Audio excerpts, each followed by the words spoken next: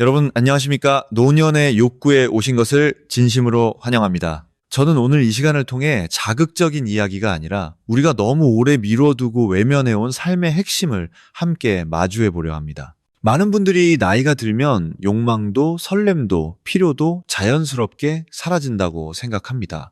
하지만 정말 그럴까요? 욕구는 젊음의 특권일까요? 아니면 살아있는 인간이라면 누구나 평생 지니는 본능일까요? 오늘 우리는 몸은 변해도 욕구는 사라지지 않는다라는 주제를 중심으로 노년의 성과 관계 그리고 존엄에 대해 깊이 있는 대화를 나누려 합니다. 이 방송을 듣는 분들 중에는 혼자 이어폰을 끼고 계신 분도 계실 것이고 부부가 함께 차 안에서 듣고 계신 분도 계실 겁니다. 혹은 마음 한켠이 불편해서 잠시 멈출까 고민하다가도 왠지 끝까지 들어보고 싶은 분도 계시겠죠. 괜찮습니다. 오늘 이 시간은 누군가를 평가하거나 부끄럽게 만들기 위한 자리가 아닙니다. 오히려 나만 그런 게 아니었구나 라는 안도의 한숨을 드리기 위한 시간입니다. 그리고 한 가지 더 약속드리겠습니다. 오늘 대화는 선정적인 표현이 아니라 안전하고 건강한 관계를 위한 현실적인 이야기로만 채우겠습니다. 자, 오늘 함께 이야기 나눌 분들을 소개합니다. 35년 넘게 수많은 사람들의 인생 이야기를 전해온 베테랑 아나운서이자 상담가 이금희 선생님, 그리고 자신의 경험을 통해 노년의 욕구와 관계 회복을 직접 겪은 특별한 손님, 가명으로 박선우 씨입니다. 이 자리에 함께해 주셔서 감사합니다. 선생님, 먼저 인사 부탁드립니다. 안녕하세요. 이렇게 중요한 주제를 다루는 자리에 함께하게 되어 감사한 마음입니다. 저는 오랜 시간 사람들의 사연을 들으며 한 가지를 분명히 느꼈습니다. 나이가 들수록 사람들은 욕구를 문제로 생각하기 시작한다는 점입니다. 젊을 때는 자연스럽게 받아들이던 감정과 반응들을 어느 순간부터는 숨기고 억누르고 스스로 검열합니다. 특히 성과 욕구에 대해서는 이 나이에 무슨? 이라는 말로 자신을 먼저 밀어냅니다. 하지만 욕구는 부끄러움의 대상이 아니라 내가 아직 누군가와 연결되고 싶어 한다는 신호입니다. 단지 그 방식이 달라질 뿐입니다. 노년의 욕구는 빠르고 강렬하기보다는 느리고 깊어집니다. 그래서 저는 오늘 이 시간을 성의 기술이 아니라 관계 회복에 대한 이야기로 채우고 싶습니다. 또 하나 덧붙이고 싶습니다. 욕구가 줄어든 분도 정상이고 여전히 남아있는 분도 정상입니다. 중요한 건 왜 나는 이럴까로 자책하는 게 아니라 지금 내 몸과 마음이 보내는 신호를 이해하는 것입니다. 선생님 말씀처럼 많은 분들이 욕구를 죄책감으로 느낍니다. 아직도 이런 생각을 하는 내가 이상한가? 이 나이에 병원에 가는 건 너무 부끄러운 일 아닌가? 배우자에게 말 꺼냈다가 오해받으면 어떡하지? 이런 질문들이요. 오늘은 그 질문들에 대해 솔직하게 답해 보겠습니다. 그리고 무엇보다 이 방송을 듣는 분들께 미리 말씀드립니다. 여기서는 누구도 정상과 비정상을 나누지 않습니다. 욕구가 있는 것도 없는 것도 모두 개인의 상태일 뿐입니다. 중요한 건 혼자 끌어안고 침묵하지 않는 것입니다. 사실 침묵은 편해 보이지만 시간이 지나면은 가장 큰 오해를 만들어내죠. 상대가 나를 싫어하나? 내가 매력이 없어졌나? 이제 우리 관계는 끝인가? 이렇게요. 자, 이제 박선우 씨를 만나보겠습니다. 선우 씨, 다시 한번 인사 부탁드립니다. 오늘 나오기까지 어떤 마음이셨나요? 안녕하세요. 이렇게 제 이야기를 공개적으로 하는 자리가 올 줄은 몰랐습니다. 처음 제안을 받았을 때는 거절하고 싶었습니다. 솔직히 무섭기도 했고 혹시 누가 알아볼까 걱정도 됐습니다. 하지만 곰곰이 생각해보니 제 또래 남자들 대부분이 비슷한 고민을 하면서도 아무 말도 하지 않고 있더군요. 겉으로는 괜찮은 척 농담으로 넘기지만 집에 돌아가면 각자의 침묵이 있습니다. 저 역시 그랬습니다. 나이가 들면서 몸이 예전 같지 않다는 걸 느끼기 시작했을 때 저는 그걸 패배처럼 받아들였습니다. 그리고 그 패배를 들키지 않기 위해 오히려 아내와 거리를 두었습니다. 지금 생각하면 이상하지요. 가까워져야 될 때 더 멀어졌습니다. 그런데 그때 저는 피하면 안 들킨다는 마음이 더 컸던 것 같습니다. 들키지 않기 위해 멀어진다는 말이 참 아픕니다. 선우 씨에게 그 변화는 어떻게 시작됐나요? 아주 처음의 장면을 떠올려 보면 어떤가요? 처음에는 아주 사소했습니다. 피곤하다는 이유로 먼저 잠들고 아침에 먼저 일어나고 자연스럽게 잠자리를 피하게 됐습니다. 그게 하루 이틀이면 괜찮은데 일주일이 되고 한 달이 되니까 서로도 눈치를 보게 되더군요. 저는 속으로 오늘은 괜찮을까 하면서도 겁이 나서 말을 못 꺼냈습니다. 아내는 아내대로 내가 부담을 주는 걸까 하며 조심하게 됐고요.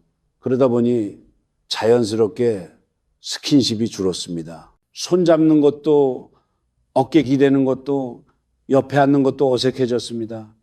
처음엔 요즘 나이 들면 다 그래 라고 스스로를 합리화했습니다. 그런데 어느 순간부터 아내와의 대화도 줄어들더군요. 말이 줄어드니 오해가 생기고 오해가 쌓이니 눈을 마주치는 것도 불편해졌습니다. 저는 계속 몸의 문제라고 생각했는데 돌이켜보면 마음의 문부터 닫아버린 거였습니다. 그러면 부부 사이에서 자주 나오는 대표적인 오해가 생겼겠네요. 예를 들어 상대는 관심이 없구나라고 생각하고 본인은 두려워서 피하는 건데라고 생각하고 선생님, 이런 구조가 왜 반복될까요? 이유가 분명합니다.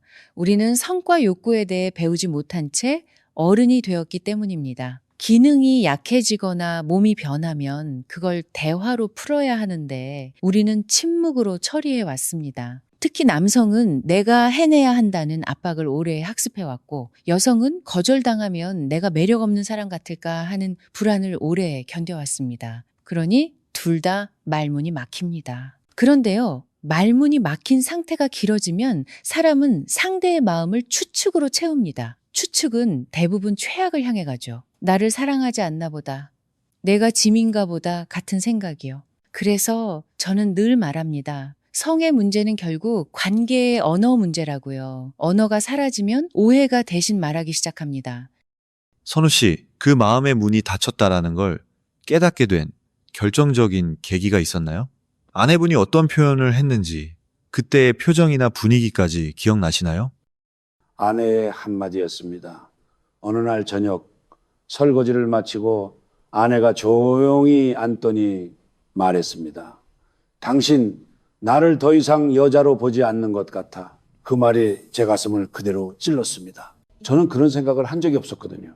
오히려 저는 아내를 실망시킬까 봐 겁이 났던 건데 아내는 내가 아내를 거절한다고 느낀 거죠. 그때 아내의 표정이 참 화난 얼굴이 아니라 포기한 얼굴 같았습니다. 그게 더 무서웠습니다. 왜 그래? 라고 따지면 싸움이라도 할 텐데 아내는 조용히 말하고 조용히 방으로 들어가 버렸습니다. 그날 이후로 집안의 공기가 완전히 달라졌습니다. 함께 있어도 각자 다른 방에 있는 느낌이었죠. 그 포기한 얼굴 정말 많은 분들이 떠올리실 겁니다. 그럼 그 이후로는 어떤 일이 벌어졌나요? 일상이 어떻게 바뀌었나요? 아침 인사도 줄고 다녀올게 수고했어 같은 말도 형식적으로만 하게 되더군요. 전에는 TV 보면서도 이런저런 얘기를 했는데 어느 순간부터는 각자 휴대폰만 봤습니다. 그리고 저는 더 바빠졌습니다. 일부러 일을 만들고 친구를 만나고 늦게 들어갔습니다. 집에 있으면 마음이 불편하니까요. 근데 늦게 들어가도 편해지진 않더군요. 침대에 누우면 더 크게 들려오는 게 있었습니다. 아내가 한숨 쉬는 소리, 방문 닫는 소리, 그리고 아무 말도 없는 소리요. 그때 알았습니다. 이건 몸만의 문제가 아니라 관계 전체가 흔들리고 있다는 거요. 그 지점에서 이대로는 안 되겠다라는 마음이 생기셨군요. 선생님, 이런 상황에서 대부분의 부부가 선택하는 길은 무엇인가요? 그리고 그 길의 위험은 뭔가요? 대부분은 시간이 해결해 주겠지라며 그냥 둡니다. 하지만 시간은 해결사가 아니라 증폭기입니다. 말하지 않으면 오해가 커지고 오해는 마음의 거리를 더 벌립니다. 특히 성과 욕구 문제는 말하기 어려워서 더 오래 방치됩니다. 그러다 보면 어느 순간 부부가 동거인처럼 느껴지기 시작합니다. 같은 집에 살지만 서로의 마음에는 들어가지 않는 상태죠. 이때 위험한 건 누가 먼저 다가가도 왜 이제 와서? 라는 감정이 생길 수 있다는 점입니다. 그래서 저는 가능하면 포기 단계 전에 작은 시도를 해보라고 말합니다. 하루 10분이라도 대화를 만들고 스킨십을 거창하게 생각하지 말고 일상적인 접촉부터 회복하는 것이 중요합니다. 선우 씨는 결국 병원을 찾으셨다고 들었습니다. 그 결정을 내리는데 어떤 장벽이 가장 컸나요? 부끄러움이었나요? 두려움이었나요? 아니면 자존심이었나요? 다였습니다. 그런데 특히 자존심이 컸습니다. 남자는 괜찮은 척 하는데 익숙하잖아요. 아프면 아프다고 말하기보다 별거 아니야 하고 넘깁니다. 그런데 병원은 별거 아니다를 들고 갈 수 없는 곳이더군요. 인정해야 들어갈 수 있으니까요. 그날 병원에 가는 길 내내 자존심이 상했습니다. 이 나이에 이런 걸로 병원에 가야 하나라는 생각이 계속 들었죠. 하지만 아내가 제 손을 잡고 말했습니다. 고치러 가는 게 아니라 알아보러 가는 거야. 그 말이 큰 힘이 됐습니다. 그리고 의사 선생님이 이건 노화가 아니라 관리의 문제입니다라고 말했을 때 제 마음이 무너졌습니다. 끝났다고 생각했던 인생의 한 부분이 사실은 방향만 바꾸면 된다는 걸 알게 됐으니까요. 그때 저는 처음으로 희망이라는 감정을 느꼈습니다. 끝이 아니라 방향이라는 말이 너무 중요합니다. 선생님, 노년의 욕구를 관리라는 관점에서 보면 어떤 구성 요소들을 함께 봐야 할까요? 몸만 봐서는 안 될 것 같은데요.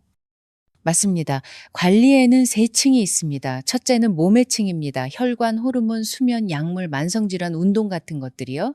둘째는 마음의 층입니다. 수행 불안, 자존감, 우울감, 스트레스, 과거의 상처 같은 것들이 영향을 줍니다. 셋째는 관계의 층입니다. 대화의 습관, 서로를 대하는 태도, 갈등을 푸는 방식, 안정감이죠. 이 세 층이 동시에 움직입니다. 그래서 어느 한쪽만 고치려 하면 잘 안 됩니다. 예를 들어 몸이 좋아도 관계의 분위기가 얼어 있으면 마음이 다칩니다. 반대로 마음이 열려도 몸이 너무 힘들면 불편함이 커질 수 있습니다. 그래서 저는 둘이 같이 팀이 되어야 한다고 말합니다. 한 사람의 과제가 아니라 두 사람의 프로젝트로 접근하는 순간 길이 열립니다. 두 사람의 프로젝트 정말 와닿습니다. 선우 씨는 병원 이후 일상에서 어떤 변화들을 구체적으로 시도하셨나요? 그리고 그 과정에서 좌절도 있었나요? 당연히 좌절이 있었습니다. 저는 한번 방향을 틀면 바로 좋아질 줄 알았습니다. 그런데 몸은 생각보다 정직해서 쌓인 시간만큼 천천히 돌아오더군요. 그래서 큰 걸 바꾸기보다는 작은 걸 꾸준히 하자고 마음먹었습니다. 무리한 운동이 아니라 걷기부터 시작했고 술을 줄이고 무엇보다 아내와 말하는 시간을 늘렸습니다. 처음엔 요즘 내가 자신이 없어라는 말 한마디가 그렇게 어렵더군요. 그런데 어느 날 저녁 용기 내서 말했습니다. 나 요즘 겁나. 당신을 사랑하는데도 내가 잘 못할까 봐 그 말을 하자. 아내가 한참을 말없이 있다가 울었습니다. 그리고 나는 당신이 완벽하길 바란 적이 없어. 그냥 나랑 같이 있어줬으면 좋겠어 라고 했습니다. 그 말 듣고 나서야 깨달았습니다. 그런데 저는 그동안 혼자 시험을 보고 있었던 겁니다. 혼자 시험을 보고 있었다. 정말 많은 분들이 공감하실 표현입니다.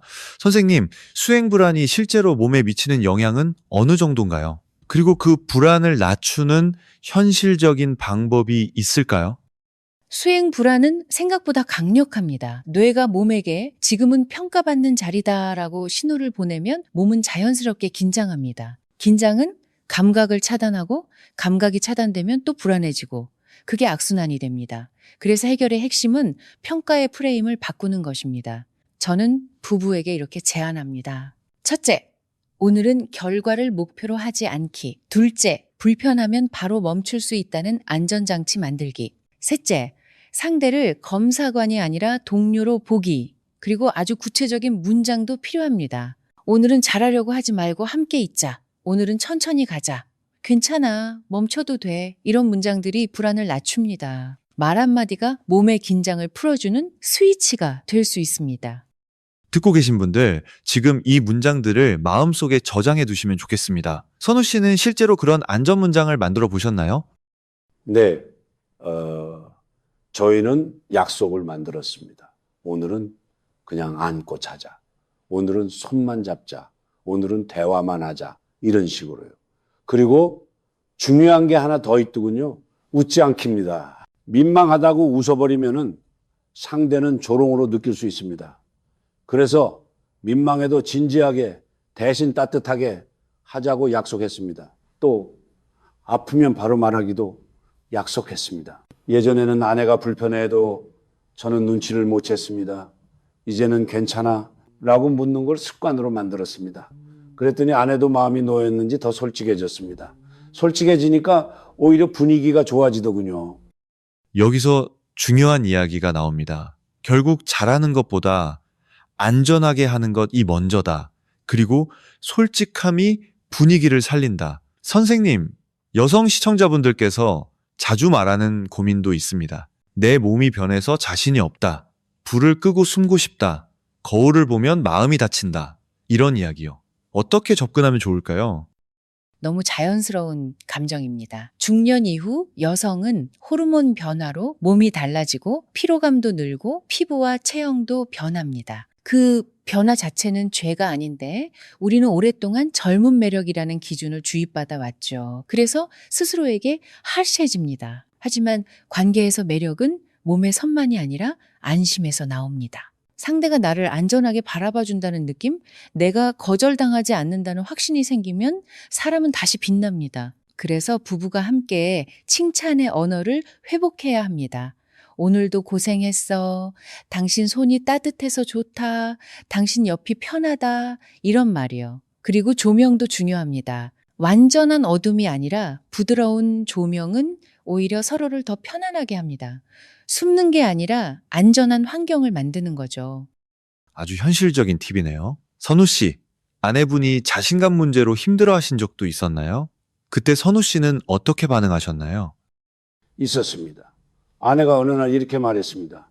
내가 예전 같지 않아서 미안해. 그 말을 듣고 저는 정신이 번쩍 들었습니다. 저만 힘든 줄 알았는데 아내도 자기 방식으로 견디고 있었던 거죠. 그래서 저는 처음으로 확실히 말했습니다. 미안해할 필요 없어. 나는 당신이 예뻐서 옆에 있는 게 아니라 당신이라서 옆에 있는 거야. 솔직히 이런 말은 평소에 잘 못하잖아요. 그런데 말하고 나니 저도 마음이 가벼워졌습니다. 아내가 그날 표정이 풀리더군요. 그리고 그때부터 저희는 외모 이야기를 평가가 아니라 관찰로 바꾸려고 했습니다. 살쪘네가 아니라 요즘 피곤했지, 몸이 무겁지처럼요. 말이 바뀌면 마음이 덜 다칩니다. 말이 바뀌면 마음이 덜 다친다. 오늘 정말 중요한 포인트입니다. 선생님, 의학적 도움에 대한 편견도 큽니다. 도움을 받으면 자존심 상한다. 약이나 도구는 부끄럽다. 이런 생각을 어떻게 바꿀 수 있을까요? 저는 비유를 씁니다. 눈이 나쁘면 안경을 쓰고 무릎이 아프면 보호대를 합니다. 그게 부끄러운가요? 아닙니다. 삶을 지속하기 위한 지혜입니다. 관계도 마찬가지입니다. 윤활제나 치료나 상담은 실패의 증거가 아니라 관계를 오래 유지하려는 책임감의 증거입니다. 오히려 아무것도 하지 않고 멀어지는 것이 더 큰 상처를 남깁니다. 그리고 병원은 혼나는 곳이 아니라 데이터를 확인하는 곳일 수도 있습니다. 내 몸의 상태를 알고 무리하지 않게 조정하는 곳이죠. 이 관점으로 바꾸면 문턱이 낮아집니다. 좋습니다. 이제 많은 분들이 궁금해하는 질문을 하나 더 드려볼게요. 나이가 들면 횟수나 강도가 줄어도 괜찮나요? 우리는 예전만 못한데 이게 정상인가요? 선생님 답 부탁드립니다. 정상입니다. 오히려 자연스럽습니다. 중요한 건 횟수가 아니라 만족의 질입니다. 노년의 친밀감은 매일 불꽃처럼 타오르는 것이 아니라 오래가는 난로처럼 따뜻하게 유지되는 경우가 많습니다. 그리고 만족은 꼭 어떤 특정한 행위 하나로 결정되지 않습니다. 함께 웃고 하루를 나누고 몸을 기대고 서로의 외로움을 덜어주는 과정에서 만족이 생깁니다. 저는 부부에게 오늘 10점 만점에 3점이어도 괜찮다고 말합니다. 중요한 건 0점이 계속되는 시간을 줄이는 것입니다. 1점이라도 연결이 있으면 다시 싸울 수 있습니다. 선우 씨, 지금의 부부관계를 점수로 말하라면 어떻습니까? 그리고 그 점수가 올라오게 만든 결정적 습관이 있다면요?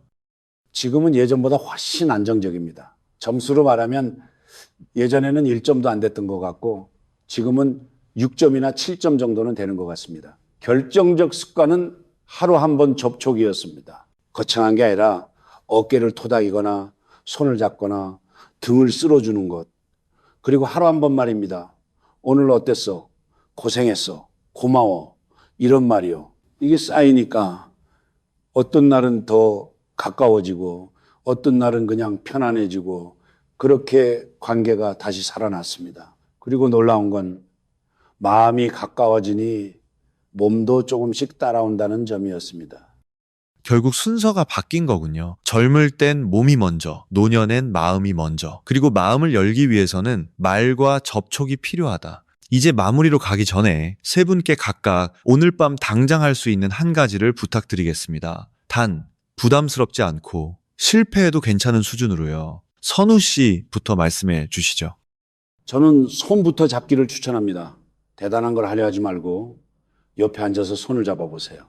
말이 안 나오면 그냥 손을 잡고 TV를 봐도 됩니다. 그 손의 온도가 쌓이면 어느 순간 대화가 열리고 마음이 열립니다. 그리고 가능하면 한마디만 덧붙이세요. 당신 옆이 좋다. 이 한마디가 생각보다 큰 힘이 됩니다.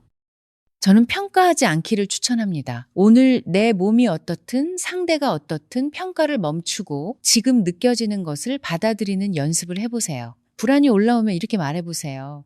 오늘은 잘하려고 하지 말고 함께 있으려고 하자. 그 말이 두 사람을 살립니다. 그리고 한 가지 더, 아프면 멈추자라는 안전장치를 미리 합의하세요. 안전장치가 있으면 마음이 편해지고 마음이 편하면 몸도 더 부드러워집니다.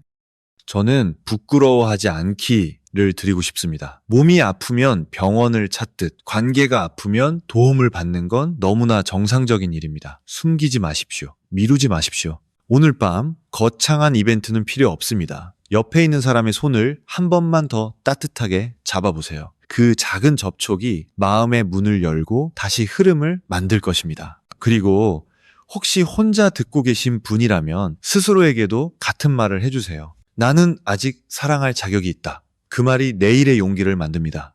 지금까지 노년의 욕구, 저는 한석준이었습니다. 이금희 선생님, 박선우 씨, 오늘 귀한 이야기 나눠주셔서 진심으로 감사합니다. 그리고 여러분, 오늘 이 시간이 여러분의 삶을 조금이라도 덜 외롭고 덜 두렵게 만들었기를 바랍니다. 감사합니다.